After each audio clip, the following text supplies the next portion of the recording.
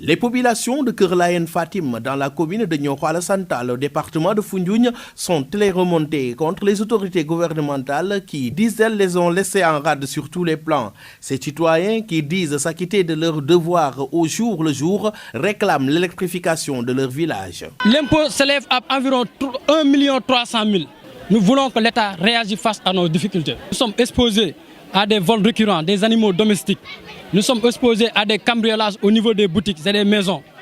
Nous avons un problème d'électricité, surtout la question de l'électricité. Toutes les autorités compétentes ont été saisies, mais jusqu'à présent, rien n'est fait. Jusqu'à présent, zéro. N'ayant pas de structure sanitaire, les femmes de Kër Layen Fatim accouchent sur sarrette et dans la forêt à ciel ouvert et parfois en présence des hommes, un mal qu'elles vivent avec amertume. Nous avons un problème de dispositif sanitaire. Les femmes sont obligées de marcher des kilomètres pour se faire soigner. La santé, nous avons d'énormes difficultés. Même s'il y a des femmes qui veulent accoucher, ils sont tenus de faire des kilomètres pour se faire soigner, d'être transportés par des charrettes ou même de marcher. La situation reste vraiment très déplorable. La situation reste catastrophique dans ce village. Plus grand village, parmi les 63 que compte la commune, il n'y a pas de route praticable qui y mène. Nous avons d'énormes difficultés pour accéder au village. Nous avons des problèmes de route.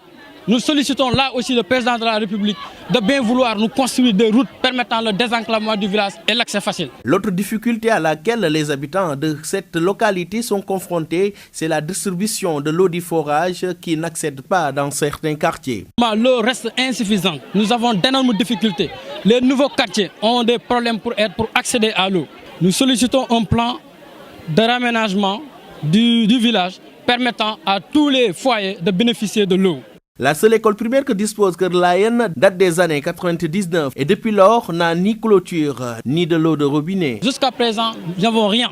Nous n'avons rien, même pas de l'eau, mais ni collecture. Il n'y a rien là-bas.